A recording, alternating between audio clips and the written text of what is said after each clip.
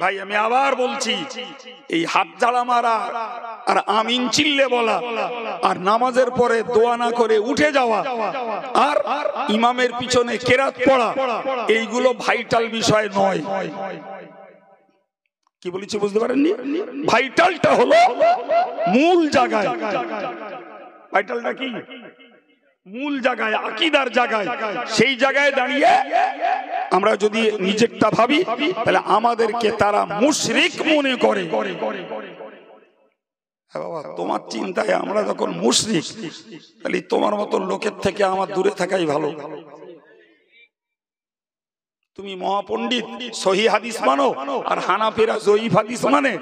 জি, যত বোঝা তুমি বুঝেছো, নাউজুবিল্লাহ, অত বোঝা আমাদের দেশে বসির হুজুর বুঝিনি, নাউজুবিল্লাহ, দাদা হুজুর বুঝিনি, নাউজুবিল্লাহ, অত বোঝা বুঝিনি আল্লামা শামী, অত বোঝা বুঝিনি হেদায়ার মুসান্নিফ, অত বোঝা বুঝিনি ফতোয়া আলমগীরের লেখক এবং সংকলক সম্রাট আওরঙ্গজেব, অত বোঝা বুঝিনি নাউজুবিল্লাহ হাদিসের কিতাব শারহে মানিল আসারের লেখক ইমাম আবু জাফর তাহাবী, অত বোঝা বুঝিনি জি ইলাউস সুনানের নামতো হাদিসের কিতাবের লেখক, অত বোঝা বুঝিনি মুসান্নাফে ইবনে আবি শাইবা হাদিসের লেখক, অত বোঝা বুঝিনি নাউজুবিল্লাহ ইমাম আযম আবু হানিফা। তুমি যত বোঝা বুঝাবে, এ যুবক কদম মজবুত করো বাবা, ফিতনার যুগ, দিন যত যাবে মতভেদ তত বাড়বে। তবে মনে করো না যে পূর্বেকার ইমাম আলেম মুস্তাহিদ ফকিহ ওদের তুলনায় আধুনিক কালের এই ফটকা বাজারিরা এরা কখনো কোরআন হাদিসকে নিয়ে গবেষণার যোগ্যতা রাখে না, কখনো এদের দ্বারাই সঠিকটা প্রকাশ পেতে পারে। এই ভুলটা করতে যেও না। দেখো, এই একটা প্লেন গল্প, এক কাবলিওয়ালা বাংলাতে এসছে, তো বাঙালি তাকে মেহমানদারি করার জন্য একটা সুন্দর নারকেল দিয়েছে আর একটা দা দিয়েছে। কাবলিওয়ালা তো নারকেল খেতে জানে না, ও খানিকক্ষণ ধরে ওই ছোবড়ায় দাঁত বেরিয়ে টানা খেঁচা ছেঁড়াছিড়ি করার চেষ্টা করেছে। ঝুনো নারকেল যদি দাঁত দিয়ে ছেঁড়াছিড়ি করতে যায়, ভূতি খেলাবে না খানিকক্ষণ খেলাখেলি নিয়ে করে দূর করে ফেলছে। বাঙালি এমন এক খাদ্য খায় যা রস কষনি কিচ্ছুনি ফেলে দিয়েছে। বাঙালি দেখলো সর্বনাশ, যে এসে আমার নারকেল যে ফেলে দিয়েছে। ওরে যখন বললো কি ব্যাপার, তাহলে এই ফল খায় যাতে রসকস কিচ্ছু নেই। বাঙালি বুঝতে পেরেছে যে আসলে বেটা নারকেল খাতে হয় কি করে জানে না। ও দানে দে ছোবড়া গুলো ছাড়িয়ে ভিতরে নারকেলটা বেরিয়েছে, তার সেটাকে ফাটালো, তার থেকে সুন্দর মিষ্টি পানি বার হলো, এবারে শ্বাসটা তুলে দিল। তখন কাবুলিওয়ালা বলল, বাঙালি আচ্ছা খানা খাতা হয়। বুঝতে পারেননি? তো আমার দেশের যারা আহলে হাদিস এরাই ছোবড়া টেনে পুঁতি কেলেনও পাঠায়, আর যারা ইমাম মুস্তাহিদ তারা উপরের খোসা ছাড়িয়ে নারকেল ফাটিয়ে রস আর পানি বিশ্ববাসীকে খাইয়েছেন। কথা বুঝতে পারছেন কিছু প্রিয় ভাইরা আমার? আমি আবারও বলবো, জি এই কলসুরে মাঝে মাঝে শিং ওঠে, মাঝে মাঝে শিং ওঠে আর আমাদের মাথাগুলো গরম করে। এর আগে এই কলসুরেই আমরা হানাফি কনফারেন্স করে একবার জবাব দিয়েছি। এরপরে কোন নাক লজ্জায় সেই দলের কথা মাথায় আসে আর ওই দলের শরবত পান করে, আমার তো মনে হয় যে এদের ব্রেনগুলো কেরাক হয়ে গেছে কিনা। এতটুকু বুদ্ধি তো থাকা দরকার। আমি অত কোরআন বুঝি না, অত হাদিস বুঝি না। বর্তমানে যারা বলছে ইউটিউবের বক্তা, আমি তাই দেখে ছাড়তেছি। তোর এটা বোঝা উচিত ছিল যে প্রাচীন কালের আলেম আর ইমাম আর মুফতি আর ফকিহরা তারা কি এগুলো বুঝতো না? তুমি একলা বুঝো? প্রিয় ভাইরা আমার, আমি আপনাকে আরো একটা উদাহরণ, ওই কোরআন শরীফে আল্লাহ বলেছেন হুররিমাত আলাইকুমুল উম্মাহাতুকুম ওয়া বানাতুকুম ওয়া আখাওয়াতুকুম ওয়া আম্মাতুকুম, এটা লম্বা আয়াত, যেখানে একটা পুরুষ কটা মেয়েকে বিয়ে করতে পারবে না তার তালিকা দেওয়া আছে। বাংলাটা বুঝে রাখুন ভালো করে, একটা পুরুষ কটা মেয়েকে বিয়ে করতে পারবে না তার তালিকা দেওয়া আছে। জি, 4 পারার একদম শেষ পৃষ্ঠা। এখন ওই যে তালিকা, ওই তালিকাতে যা দেখা গেছে সেখানে দাদি, নানি আর নাতনির কথা উল্লেখ নেই। কি বলেছি জোরে বলে? তার মানে দাদির সঙ্গে বে করা হারাম, এ কথা কোরআনে নেই, হাদিসে নেই। নানির সঙ্গে বে করা হারাম, জি, এ কথা কোরআনেও নেই, হাদিসে নেই। নাতনির সঙ্গে বিয়ে করা হারাম, এ কথা কোরআনেও নেই, হাদিসেও নেই। এখন কি হবে? এখন কি হবে? কেউ যদি বলে জি দাদি, নানি, নাতনি বিয়ে করা হালাল, তাহলে আমি সরলে বলবো তুমি কোরআন হাদিসের কোটেশন দাও। জি, তুমি যদি বলো হারাম, আমি চাইবো তুমি কোরআন হাদিসের দলিল দাও। যদি বলো ও ব্যাপারে কিচ্ছু বলবো না, তাহলে বলতে হবে যে ইসলাম ইনকমপ্লিট রিলিজিয়ান, এটা অসম্পূর্ণ ধর্ম, এর সমাধান দেয়নি ইসলাম। এই কথা বুঝতে পারছেন না? জোরে বলেন নাউজুবিল্লাহ। অথচ ইসলাম ইজমা কিয়াস সহ একটা কমপ্লিট ধর্ম। ফলে ইমামরা এই ব্যাপারে ফতোয়া দিলেন। ইমামরা বললেন যে দাদি বাপের মা, নানি আমার মার মা। কথা বুঝে আসছে? এখন বাপের সঙ্গে মেয়ের বিয়ে হারাম, বাপের সঙ্গে মেয়ের বিয়ে হারাম। সুতরাং মেয়ের জায়গায় যদি ছেলে হয় তাহলে ছেলের সঙ্গে বাপের মার সঙ্গে বিয়ে হারাম। বাপের মা মানে দাদি।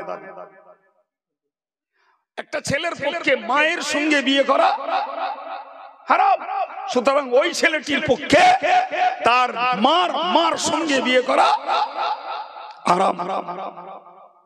প্রিয় ভাই আমার, আমার নিজের মেয়ের সঙ্গে যখন বিয়ে হারাম, তাহলে মেয়ের মেয়েই হলো নাতনি, তাহলে তার সঙ্গেও বিয়ে করা, এইটার নাম কিয়াস। আর এটাই হলো ইমামদের গবেষণা। এ যদি না মানা হয় ইসলামকে পরিপূর্ণ প্রমাণ করানো যাবে না।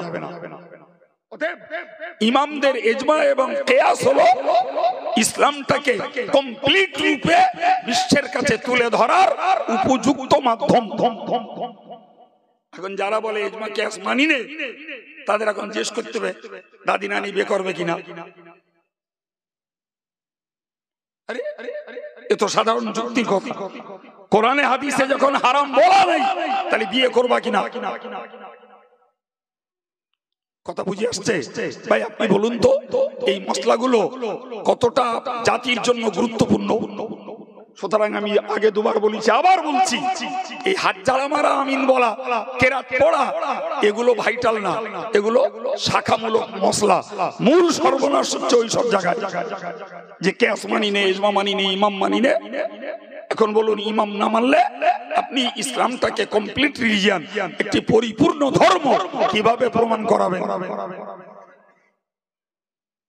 ভাই, কোরআন শরীফে আল্লাহ বলেছেন লা তাকুলুর রিবা, তোমরা সুদ খেও না। কি খেও না? সুদ খেও না। এই আয়াত থেকে মুফাসসিররা প্রমাণ করলেন। এবং আরেকটা আয়াত আল্লাহ স্পষ্ট বলেছেন আহাল্লাল্লাহুল বাইআ ওয়া হাররামার রিবা, আল্লাহ কেনা বেচাকে অর্থাৎ ব্যবসা ভিত্তিক মুনাফা হালাল। আবার বলছি, বাক্যটাকে মুখস্থ করুন, ব্যবসা ভিত্তিক মুনাফা হালাল, সুদ ভিত্তিক লাভ হারাম। কথা বোঝা গেল? এই সিদ্ধান্ত কার? আল্লাহ। ভাই হাদিস শরীফে একটু বাড়ানো আছে, বাড়ানোটা কি শুনুন। হাদিস শরীফে এসেছে আয-যাহাবু বিয-যাহাবি ওয়াল ফিদ্দাতু বিল ফিদ্দাতি ওয়াল হিনতাতু বিল হিনতাতি ওয়াশ-শা'রু বিশ-শা'রি ওয়াল মিলহু বিল তামারু বিত তামারি ওয়াল মিলহু বিল মিলহি মাসালাম বিমাসালিন ইয়াদাম বিয়াদিন ফামান আখাযাহু ফামান যাদা ওয়াস্তাযাদা ফাহুয়া রিবা। কি বলেছেন? বাংলা বাংলি এবার বুঝুন। সোনার বদলে সোনা, ইনি সোনা দিয়েছেন, আমি ধারে নিয়েছি সোনা, 10 গ্রাম সোনা নিয়েছি, আমি 10 গ্রাম দেব ঋণ শোধে, 11 গ্রাম দেবো না, 11 গ্রাম দিলে ওইটা শোধ। রূপোর বদলে রূপো, উনি 1 ভরি দিয়েছেন, আমি 1 ভরি দেবো, আমি 1 ভরি 2 আনা দেব, ওটা শোধ। উনি আমাকে 10 কিলো গম দিয়েছেন, আমি ওনাকে 10 কিলো গম ঋণ শোধে ফেরত দেবো, 10 কিলো 500 দেব, আমার দেওয়াও দোষ, ওনার নেওয়াও দোষ। ভাই উনি আমাকে 1 ধামা জব দিয়েছে, আমি ওনাকে 1 ধামা আর 1 পালি, ওই 1 পালিটা বেশি দিচ্ছি, আর উনিও নিচ্ছেন, আমার দেওয়াও দোষ, ওনার নেওয়াও দোষ। জি, এরপর আমাকে উনি 5 কিলো খোরমা দিলেন, আমি দেওয়ার সময় 5.5 কিলো দিলাম, এটাও দোষ। উনি আমাকে 1 কিলো লবণ দিয়েছেন, আমি দেওয়ার সময় 1 কিলো 100 দিয়ে শোধ করলাম, এটাও দোষ। রাসূল বলেছেন যে নেবে বেশি আর যে দেবে বেশি দুজনেই সমান পাপী। এবার কোরআন আর হাদিসকে দুটোর মেলান, কোরআন হাদিসকে দুটো মিলিয়ে বলুন যে সুদ হারাম কটা জিনিসে গুনে নেন, সোনা, রূপো, গম, জব, খোরমা, লবণ। এছাড়া 7 নম্বরে কোন বস্তুর নাম হাদিস শরীফে নেই, কোরআনে তো নেই, হাদিসে আছে এই 6টার নাম, 7 নম্বরে কিচ্ছু নেই। এখন যারা কোরআন হাদিস ছাড়া আর কিছু মানে না, তাহলে প্রশ্ন করতে ইচ্ছাই করে এই 6টা সরাসরি হাদিসে হারাম বলা আছে, তাহলে এই 6টা ছাড়া বাকিতে তারা সুদ খায়, কি বলবেন? তা নাহলে দেখাতে হবে যে 7 নম্বরে অন্য কিছু আছে। প্লেন কথা, সকালবেলা 100 টাকা ধার দিছি, সন্ধ্যেবেলা 110 টাকা নেব। সকালবেলা 1 বস্তা ধান দিছি, সন্ধ্যাবেলা 1.5 বস্তা নেব। সকালবেলা 500 গ্রাম তামা দিছি ধার, সন্ধ্যাবেলা 700 নেব। হারাম হলে না হালাল হবে? এই আপনারা যে ফতোয়া দিচ্ছেন হারাম হবে, এ ফতোয়া কোরআনেও নেই, হাদিসে নেই। এ ফতোয়া ইমাম মুস্তাহিদরা গবেষণা করে, কিয়াস করে, ইজমা করে বিশ্ববাসীর কাছে প্রকাশ করেছেন। সুবহানাল্লাহ বলে। সুবহানাল্লাহ। কিন্তু যারা হাদিস ছাড়া, কোরআন ছাড়া ইমাম মানে না, ইজমা কিয়াস মানে না, তাহলে তারা এই সমাধান কিসে দেবে? কথা বুঝতে পারেননি? এই জন্য আহলে হাদিসকে গ্রহণ করার জায়গা নাই, বরং যারা আহলে কিয়াস, যারা আহলে ইজমা, কোরআন হাদিসকে মন্থন করে যারা বিশ্ববাসীর কাছে ইসলামটাকে পৌঁছে দিয়েছেন, সুন্নাতুল জামাতের আকীদাপন্থী মানুষরা তাদের মসলাই মেনে চলে। ঘন ঘন বলে যে আমরা সহিহ হাদিস মানি, সহিহ হাদিস। ভাই তুমি সহিহ হাদিস বলে যেটা নির্বাচন করছো, ওটাও তো একদল হাদিস পরককারী মুহাদ্দিসদের তাকলিদ করে তাদের কথা মেনে তবে তুমি সহিহ হাদিস প্রমাণ করছো। তোমার কাছে তো আল্লাহ রাসূল ছাড়া কারোর মানা যাবে না, তাহলে তোমার হাদিস সহিহ না জয়ীফ নির্বাচন করার অধিকার নেই। আছে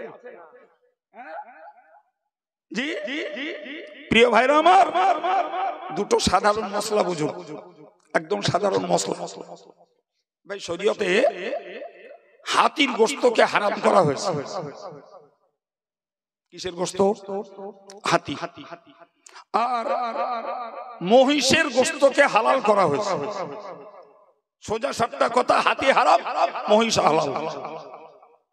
কিন্তু মজার ব্যাপার, গন্ডারের গোশত হালাল না হারাম শরীয়তে নেই, কোরআন হাদিসে নেই, মাথায় ঢুকিনি। এখন এই গন্ডারের গোশত কি করবেন? যদি বলেন খাবো, আমি বলবো খা ভাই, দলিলটা দেখা। কোরআনের কোথায় লেখা আছে দলিলটা বের কর, হাদিসে কোথায় লেখা আছে। যদি বলে হারাম, তাহলে বলবো ওটা হারাম কোন দলিলে প্রমাণ হচ্ছে। কোরআন হাদিসে নেই।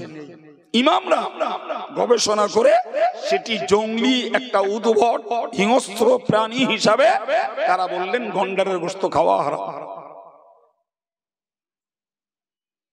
আর একটা অতি প্রয়োজনীয় মশলা শিখুন ভাই, শরীয়তের মশলাতে পানির যানবাহনের উপরে, জাহাজ, নৌকা ইত্যাদিতে ফরজ নামাজ পড়া জায়েজ। আমার দেশের অনেক লোকেরা ওই খিদিরপুর থেকে জাহাজে ওঠে, যায় আন্দামানে। আমার দেশের অনেক লোকে যায় আন্দামানে যায়। এখন বলুন, এই যে পুরো একদিন কি একদিনেরও বেশি 36 ঘন্টা এই জাহাজে, এর 5-7 ওয়াক্ত নামাজ, এই নামাজের হুকুম এক কথায় বলা আছে, পানিতে অবতরণের সুযোগ নাই, ফলে জাহাজেই নামাজ পড়া যাবে। আর একটা যানবাহন যেটা উট, উটের উপরে ফরজ নামাজ পড়া নাজায়েজ, যেহেতু উট হলো স্থলভাগের একটা প্রাণী, যেখানে ইচ্ছা সেখানে তার লাগাম টেনে দাঁড় করিয়ে উটের পিঠ থেকে নিচে নেমে জমিনে নামাজ পড়া যায়। কথা বোঝা গেল? এখন বলুন, আমি আপনাকে জিজ্ঞাসা করছি একদম নরমাল ভাই, আমার দেশের লক্ষ লক্ষ মানুষ ট্রেন যাত্রী, এখন এই ট্রেনটারে কি বলবেন? উট বলবেন না পানির জাহাজ বলবেন? যদি বলেন ট্রেনটা উটের মতো, তাহলে তো ট্রেন থেকে নেমে নামাজ পড়তে হয়। কি বলছেন? আর যদি বলেন ট্রেনটা জাহাজের মতো, তাহলে ওতে নামাজ পড়া যাবে। এখন ট্রেনটারে উটের মতো বললেও সেটাও দলিল লাগবে, আর ট্রেনটাকে জাহাজের মতো বললেও দলিল লাগবে। জি, ওলামায়ে কেরাম বললেন জাহাজ যেমন একটা পরাধীন যানবাহন, যেখানে ইচ্ছা করে নামা যায় না, নামার সুযোগ নাই, ট্রেনটাও তেমন আমার পরাধীন একটা যানবাহন। আমি ইচ্ছা করলে নামতে পারবো না, আর যেখানে সেখানে ট্রেন থেকে নেমে নামাজ পড়ার স্কোপও পাবো না। অতএব ট্রেনটা জাহাজের সমতুল্য, পানির যানবাহনে যেমন নামাজ পড়া যাবে ফরজ, ট্রেনেও তেমন ফরজ নামাজ পড়া যাবে। এর নাম কিয়াস। এর নাম কি? আর এই কাজটাই করেছেন ইমামরা। এই কাজটা কারা করেছেন? ইমামরা করেছেন। সুতরাং আমি আপনাদেরকে বলবো, অবশ্যই মনে রাখুন যে 4 মাযহাবের সম্মিলিত দলটার নাম হলো সুন্নাতুল জামাত। আজকে যারা এই বাইরে বাইরে সহি হাদিস করে চিল্লাচ্ছে, আর তাদের নামাজের সঙ্গে আমাদের নামাজের মিল খুঁজে পাচ্ছি না, কথা ক্লিয়ার হচ্ছে? মিল খুঁজে পাচ্ছি না। আপনি ভাববেন মক্কার মানুষেরা শাফি মাযহাব মেনে, কিংবা হাম্বলি মাযহাব মেনে, কিংবা মালিকি মাযহাব মেনে তারা ধর্ম করে। কথা ক্লিয়ার হচ্ছে? আর আমার দেশে যারা ওই জাতীয় নামাজ পড়ে, এরা মূলত মাযহাব মানে না, বরং মাযহাব মান্য করাকে শিরক বলে। তাহলে মাযহাবধারী আর মাযহাবকে অস্বীকারী দুটো গোষ্ঠী সমান? জি, আলহামদুলিল্লাহ আমরা মাযহাবধারী, আমরা হানাফি। ফলে আমাদেরকে মনে রাখতে হবে শাফি, হাম্বলি, মালিকি আর তিনটে মাযহাব হানাফি ছাড়া যারা আছে এরাও খাঁটি সুন্নতুল জামাতের উপরে প্রতিষ্ঠিত। জোরে বলেন, আর একটু জোরে বলেন।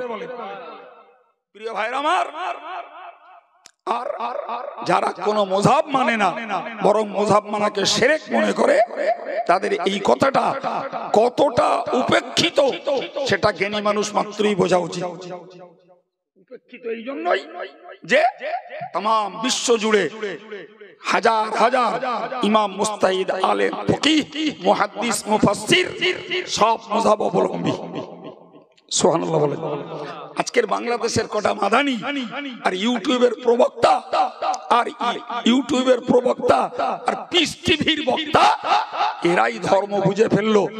আর আজকের এই শতাব্দীর পর শতাব্দী ধরে যে ইমাম মুস্তাহিদরা গবেষণা করলেন, তারা ইসলাম বুঝলো না।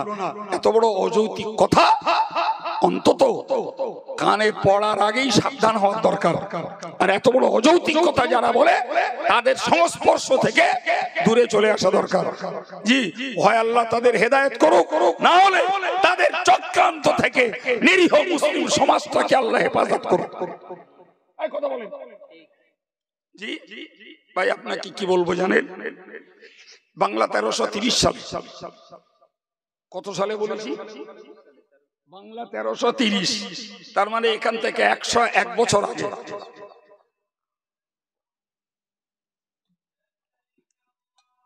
হুগলি জেলার নবাবপুরে একটি বাহাস হয়েছিল, হানাফি লামজাবি বাহাস। এদের নাম কখনো আহলে হাদিস, কখনো মোহাম্মদী, কখনো গায়ের মুকাল্লিদ, কখনো লামজাবি। চার নামই ইতিহাসে এরা পরিচিত। কটা নাম বললাম? কটা নাম বলেছি? যাদের নাম আহলে হাদিস তাদের আরেক নাম গায়ের মুকাল্লিদ, তার মানে তারা কারোর অনুসরণ করতে চায় না। জি, তাদের আরেক নাম মুহাম্মাদি, তার মানে মুহাম্মদ ইবনে আব্দুল ওয়াহাব নজদির অনুসারী। এদের আরেক নাম এরা নিজেরা নিয়েছে আহলে হাদিস। জি, তো তৎকালীন সময়ে বাংলা 1330 সালে যে বাজ হয়েছিল সেই বাজের নাম ছিল হানাফি মুহাম্মাদি বাজ। দাদা হুজুর হায়াতে, দাদা হুজুর সেখানে গেছিলেন এবং বাহাজের দায়িত্ব দিয়েছিলেন বসিরহাট আল্লামা হুজুরের উপরে। সঙ্গে আরো আলেমরা সহযোগী ছিলেন। আজকে বেলা 10টায় বাহাজ শুরু হয়েছে। জি, 4টে পর্যন্ত হয়েছে, মীমাংসা হয়নি। পরদিন বেলা 10টায় বাহাজ হয়েছে, শুরু হয়েছে, আর বেলা 2টো পর্যন্ত। এই দ্বিতীয় দিন বেলা 2টোর সময় ফুরফুরা দাদা পীর সাহেব কেবলা রহমাতুল্লাহ আলাইহিকে স্টেজে আনা হয়। জি, স্টেজে আনার পরে ফতহুল মুবিন নামক একটি কিতাবের প্রমাণ দিয়ে দাদা হুজুর কেবলা ঘোষণা করেন। দাদা হুজুর কেবলা ঘোষণা করেন যে আজ থেকে ঘোষণা করা হচ্ছে এই মুহাম্মাদি, আহলে হাদিস বা গায়ের মুকাল্লিদ বা লামাযহাবি এদের সঙ্গে বিবাহ শাদী, আত্মীয় কুটুম্বিতে খাওয়া পেওয়া, ওঠা বসা সবগুলো নাজায়েজ। কথা শুনতে পাচ্ছেন কিছু? সবগুলো নাজায়েজ। এই দিয়ে সেখানে দোয়া সালামের ভিতর দিয়ে মজলিস শেষ হলো। গোটা মজলিস থেকে 30-40 হাজার লোকের মধ্য থেকে 300 লোক উঠে চলে গেল। মানে ওই 300 লোক ওই দলীয়। এখন এই খবরটা তৎকালীন সময়ে হানাফি পত্রিকায় বার হলো, ইসলাম দর্শন পত্রিকায় বার হলো। কথা শুনতে পাচ্ছেন? এখন এই পত্রিকা যখন বেরোলো দাদা হুজুরের ওই ফতোয়া, দাদা হুজুরের ফতোয়া বার হলে ভাই এই চণ্ডীপুরের, এই চণ্ডীপুর মৌলানা আব্বাস আলী আর হাকিমপুরের মৌলানা ইহইয়া, দুজন আহলে হাদিস তথা লামজাবিদের বড় আলেম। এনারা দুজন ব্যাগে করে ওই পত্রিকা একটা নিয়ে কলকাতায় গেলেন। দাদা হুজুর কেবলা তখন থাকতেন কলকাতার টিকিয়াটুলি মসজিদে। এনারা দুজন, হুজুর তখন পরিণত বয়সে একটু আমাশায় কষ্ট পেতেন। তো হুজুরের শরীরটা খুব চাঙ্গা ছিল না, উনি শুয়েছিলেন। হুজুরের কাছে কত লোক না যায়, এনারাও গেছেন। এনাদেরকে হুজুর চেনেন না। এরা সালাম কালাম করে বসল। বসার পরে মৌলানা আব্বাস আলী আর মৌলানা ইহিয়া দুজন মুখ চাওয়াচাওয়ি করছে, কিছু একটা বলবে। হুজুর বললেন, বাবা কি বলবেন বলুন। তো মৌলানা আব্বাস আলী সাহেব বললেন, হুজুর আমরা এত খারাপ হয়ে গেলাম যে আমাদের সঙ্গে বিবাহ শাদী, আত্মীয় কুটুম্বিতে খাওয়া পেওয়া, ওঠা বসা সব আপনি নাজায়েজ ফতোয়া দিলেন। দাদা হুজুর বললেন, বাবা আমি তো ওরকম ফতোয়া দেইনি। এদের কাছে বলো পত্রিকা আছে, বুঝতে পারছেন না? দাদা বললেন, বাবা আমি তো ওরকম ফতোয়া দেইনি। বলছে, না হুজুর ফতোয়া আপনি দিয়েছেন বলে পত্রিকায় বেরিয়েছে। হুজুর বললেন, না বাবা আমি ফতোয়া দেইনি, আমি ফতোয়া দেইনি। ওরা তখন ভাবছে হুজুর মিথ্যে কথা বলবে, হতে পারে হয়তো হুজুরের নামে কেউ বার করেছে, ইত্যাদি ইত্যাদি নানা কল্পনা করছে। আর ওরা বারবার একটা কথা বোঝাতে চাচ্ছে যে আপনি ফতোয়া দিয়েছেন। দাদা হুজুর কেবলা উঠে বসলেন, উঠে বললেন, বাবা ফতোয়া আপনারা পড়েছেন? তো বলল, জি হুজুর পড়েছি। বলছে, ভালো করে পড়েন, ফতোয়া আমি দিইনি। ওরা তখন ব্যাগের থেকে পত্রিকা বার করেছে, বার করে পড়লো। পড়ে ওদের ঘোর কাটে না। আসলে যার যখন দিক লাগে না ভাই, উত্তর আর পূব বুঝতে পারেনি। ও মনে করে কম্পাসের কাঁটা ঘুরে গেছে। কথা বুঝতে পারেননি? এটা একদম অরিজিনাল দিক যার লাগে, তার কম্পাস দেখালো ও ব্রেনের ঘোলাটে ভাব যায় না। কি বুঝতে পারেননি কথা? ওদের তো দিক লেগে গেছে আসলে। ওরা যখন নিজেরা ছাড়াতে পারলো না, হুজুর তখন বললেন, বাবা আপনারা আপনাদের তরিকায়ে মুহাম্মাদি এবং ফিকহে মুহাম্মাদি নামক কিতাবে লিখেছেন যে মুযহাব অবলম্বীরা মুশরিক। ভালো করে কথাটা মাথায় নেন, মুযহাব যারা মানে তারা মুশরিক। এখন বলুন বাবা, আপনাদের ফতোয়ায় যদি আমরা মুশরিক হই, তাহলে আপনাদের ছেলে মেয়েদের আমাদের সঙ্গে কেন বিয়ে দেবেন? আর আমাদের মতো মুশরিকদের সঙ্গে খাওয়া পেওয়া, ওঠা বসা কেন করবেন? আর যদি আপনাদের ফতোয়ায় আমরা মুশরিক না হই, তাহলে রাসূল বলেছেন, মান ক্বালা লিআখিহি কাফির ফাকাদ বাআ বিহা আহাদাহুমা আও কামা ক্বাল। যদি কেউ কাউরে কাফের বলে আর সে যদি কাফের না হয়, ওই কুফরি উল্টে তার ঘাড়ে যাবে। কথার পৃষ্ঠে বলে ফেলছি, আমার দেশের কিছু পীরজাদা এরা কাফের ট্যাঙ্কি নিয়ে নিয়ে ঘোরে, আর যেখানে যায় দুমদাম কাফের বলে। কলজায় এক বিন্দু খোদার ভয় নেই যে আমি যার নামে কাফের বলছি তার নিয়ে সমালোচনা করার পুরো যোগ্যতাটাও আমার নেই। কাফের ফতোয়া দিচ্ছি, ওই কুফরি আমার ঘাড়ে পড়বে। ফলে আমার মতন কাফের ওয়াজ শোনা আমার ফতোয়ায় হারাম হবে।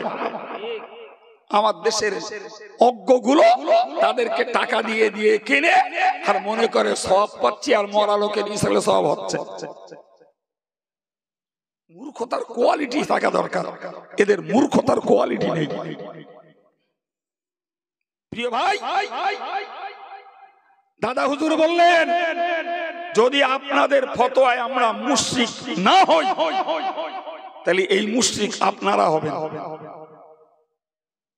ফলে আপনারা যদি মুশরিক হন, তাহলে আমাদের ছেলে মেয়েদের কেন আপনাদের ছেলে মেয়ের সঙ্গে বিয়ে দেবো?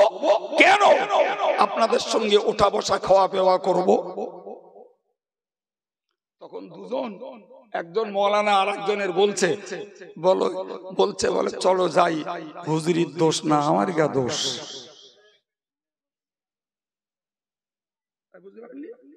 এই যে আভ্যন্তরীণ মার পেয়েছে, আমি আবার বলছি, এই বুকে হাত বাঁধা, আমিন বলার, কেরাত পড়া আর হাত ঝাড়া মারা, এগুলো শাখা মশলা, এগুলো এগুলো ওই সুন্নতুল জামাতের শাফিরাও করে, মালিকিরাও করে, হাম্বালিরাও করে,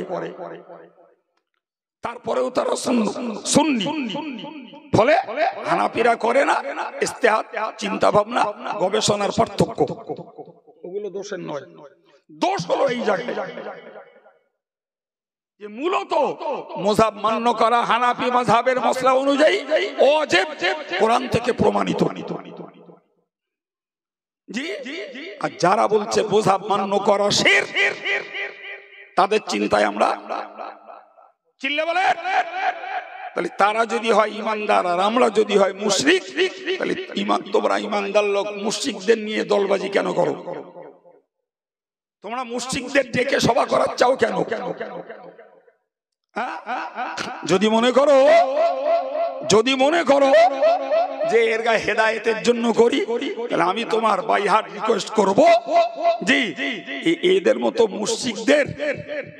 মতো মুশরিকদের হেদায়েত পরে করো কোনি। তোমার ফতোয়ায় যদি এরা মুশরিক হয়, এরা তো ইমাম পীর ওলিদের আন্ডারে থেকে করে।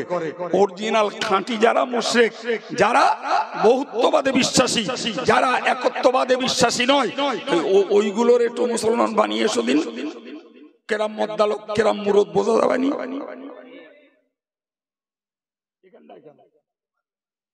এখানটায় কেন? এরা তো একটা ছায়ায় আছে, এটা পীর ওলিদের ছায়ায়, ইমামদের ছায়ায়, আলেমদের ছায়ায় আছে। আর ওরা তো একদম অরিজিনাল মুশরিক, ওইগুলোর সোজা করে দিন। জি প্রিয় ভাইরা আমার, আর যদি মনে করো যে না আপনারা মুশরিক নন, তাহলে আমাদেরকে মুশরিক বলে গাল দিয়ে রেখেছো, তাহলে ওই গাল তোমার উপরে উল্টোবে না? উল্টোবে না? জোরে বলে। তাহলে তোমার সঙ্গে কেন আমি বন্ধুত্ব করতে যাচ্ছি, কেন মিশতে যাচ্ছি? তুমি শাক বলবা না মাছ বলবা, সোনা বলবা না লোহা বলবা, ও সোনার তোমার কোনো দরকার নেই। সোনার আমার কোনো দরকার আপনারা বলেন। আমি অন্য প্রসঙ্গে একটা কথা বলি। জি, সারা ভারতবর্ষে বলুন এবং আদার্স কান্ট্রিতে বলুন, ভাই ইসলাম প্রচারের পথে পীর ওলিদের অনন্য খেদমত আর মেহনত আছে না নাই? ভারতবর্ষে ইসলামের রমরমা যদি চালু হয়, সেটা খাজা মঈনুদ্দিন চিশতি আজমিরি রহমাতুল্লাহ আলাইহির ওসিলায়। ঠিক না ভুল? ভারতবর্ষে যদি খাঁটি দ্বীন বেঁচে থাকে, সেটি মুজাদ্দিদ আল পেশানি রহমাতুল্লাহ আলাইহির মেহনতের বিনিময়।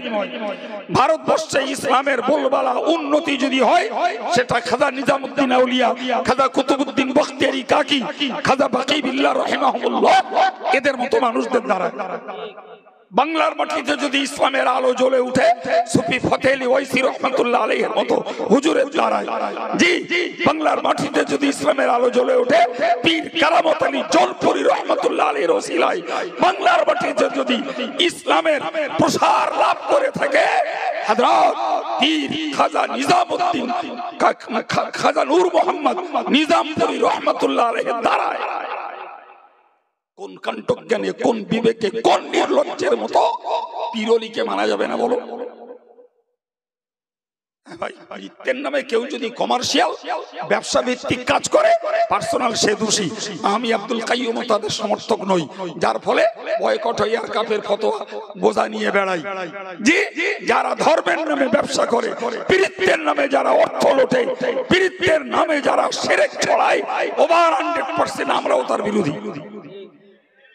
কিন্তু খাঁটি আল্লাহর ওলি যারা, তাদেরকে অস্বীকার করো কোন বিবেকে? বাংলাদেশের মাটিতে ইসলাম যদি জ্বলে ওঠে, শাহজালাল, শাহপরান, এদের মতো মানুষদের মেহনতের বিনিময়ে শিরকের পরিবর্তে তাওহীদ, কুফরের পরিবর্তে ঈমান, বেদাতের পরিবর্তে সুন্নাত জিন্দা হয়েছে। এই দেশের মাটিতে এই দেশের মাটিতে ফুরফুরা পীর সাহেব কেবলা বাঙালি মুসলিমদের জন্য খোদার একটা বড় নিয়ামত। বসিরহাটের পীর সাহেব কেবলা আল্লাহ পাকের পক্ষ থেকে বাঙালি মুসলিম জাতির জন্য একটা হাতিয়ার।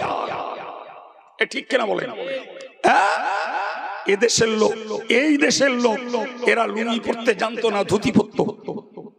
এই দেশের লোক এরা আশ্বিন মাস পেরিয়ে যে এরা শায়রি গাইতো, আশ্বিন যায় কার্তিক আসে মা লক্ষ্মী গব্দে বসে, এরাই গাইতো। এরাই জি, এরাই আঁক মাড়াই করতে যে ফরিদের নামে সিন্নি দিত। এরাই বছরে ধান কাটার শুরুতে লক্ষ্মীর গোলায় ধান দিত। এরাই মনসার ডালা দিত। এরাই মানে মুসলমানের। এই চরম চরম শিরকি কুসংস্কার থেকে এ জাত বেঁচে গেছে দাদা হুজুর কেবলার অনন্য খেদমত, তার আওলাদ খলিফাদের, বিশেষ করে আল্লামা রুহুল আমিন সাহেব রহমাতুল্লাহ আলাইহির অনন্য খেদমতের বিনিময়ে এদেশ খাঁটি ইসলামের পথ খুঁজে পেয়েছে। সুবহানাল্লাহ। তারা শুধু আলেম ছিলেন না, রীতিমতো আধ্যাত্মিক জগতের তাবড় খোদা প্রেমের মানুষ ছিলেন। সুবহানাল্লাহ বলেন। জি, ইমাম বাদ দিয়ে, পীর ওলি বাদ দিয়ে তুমি ধর্ম শিখবা আর আল্লাহওয়ালা হবা। জি, শুকনো কেটো মুসলমান হবে কিনা তাও সন্দেহ। এই কথা বুঝতে পারেননি? জি ভাইরা আমার, আমি আপনাদেরকে আলোচনা শেষ করছি। জি, আজকে এখানে এসে এসব বলতে হবে আমার জানা ছিল না। এই জায়গায় তো আজ আসিনি, বহুতবার আল্লাহ আনিয়েছেন, মসজিদেও আনিয়েছেন, এখানেও আনিয়েছেন।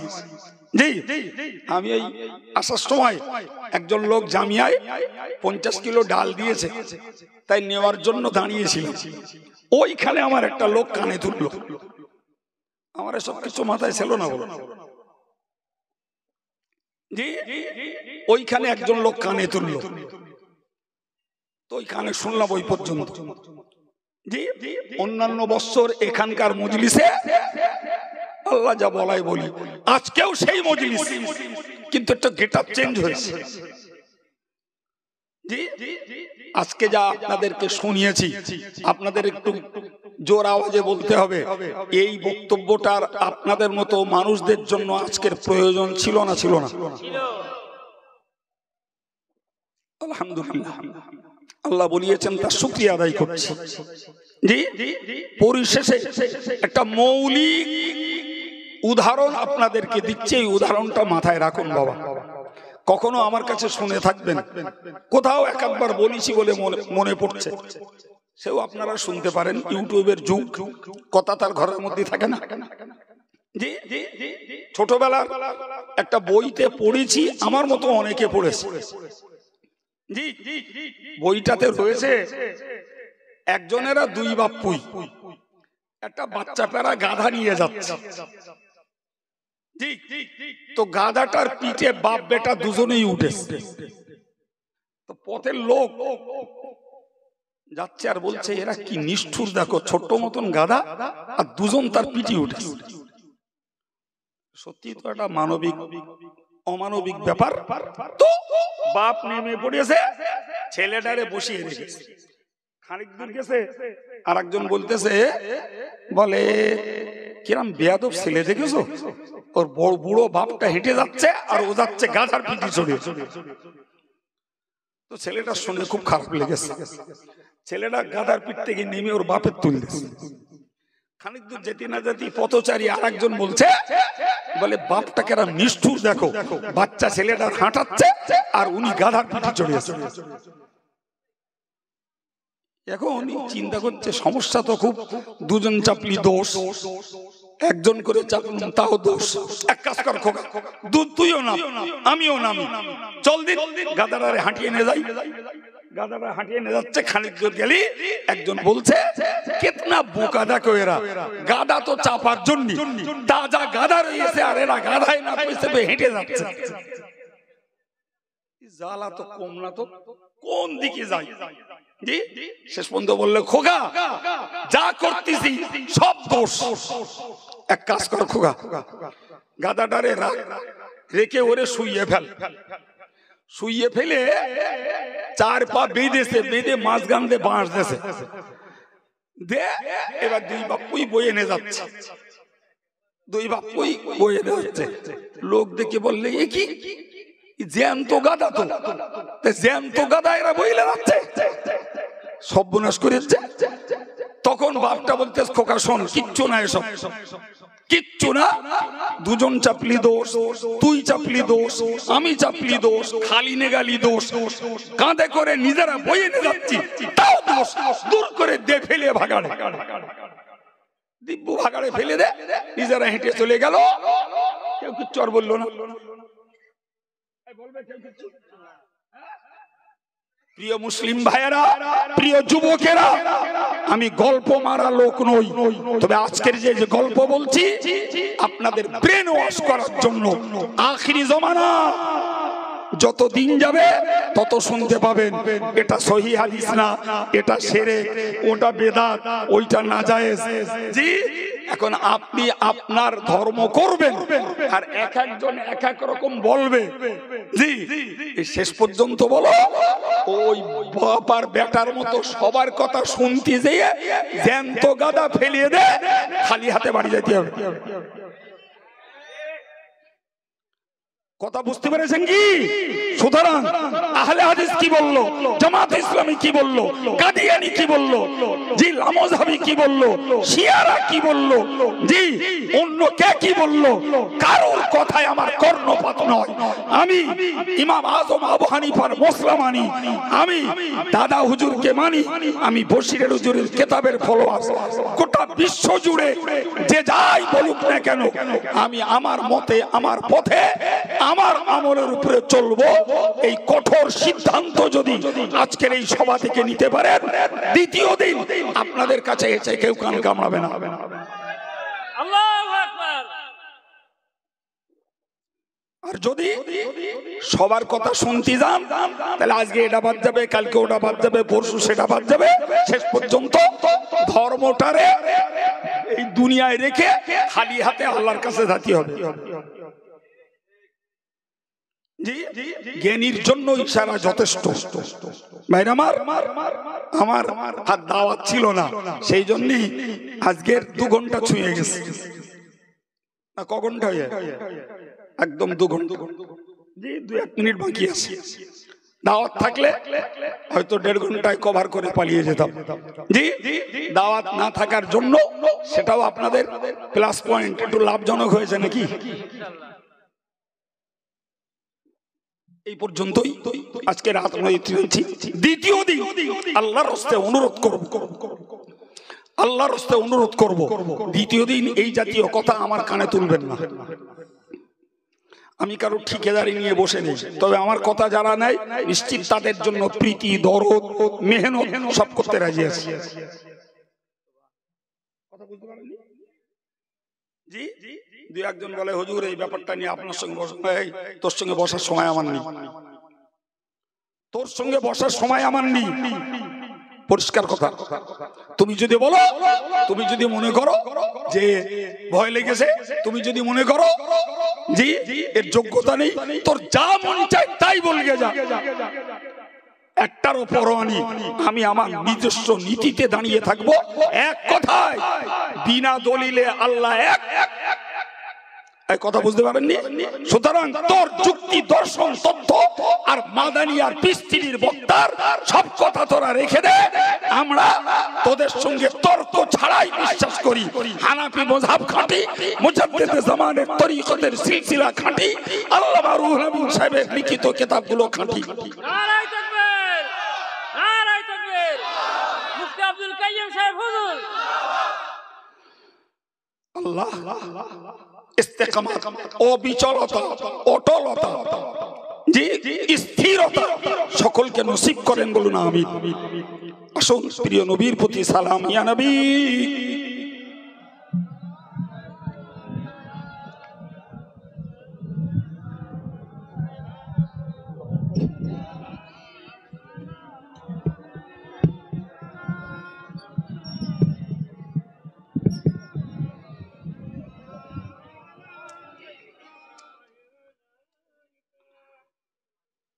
طلع البدر علينا من ثنيات الوداع وجب الشكر علينا ما دعا لله داعي يا نبي سلام عليك يا رسول سلام عليك يا حبيب سلام عليك صلوات الله عليك أشرق البدر علينا واختفت منه البدور مثل حسنك ما رأينا قط يا وجه سروري يا نبي سلام عليك يا رسول سلام عليك يا حبيب سلام عليك صلوات الله عليك أنت شمس أنت بدر أنت نور فوق نوري أنت إكسير وغالي أنت مصباح صدوري يا نبي سلام عليك يا رسول سلام عليك يا حبيب سلام عليك صلوات الله عليك يا رب صل وسلم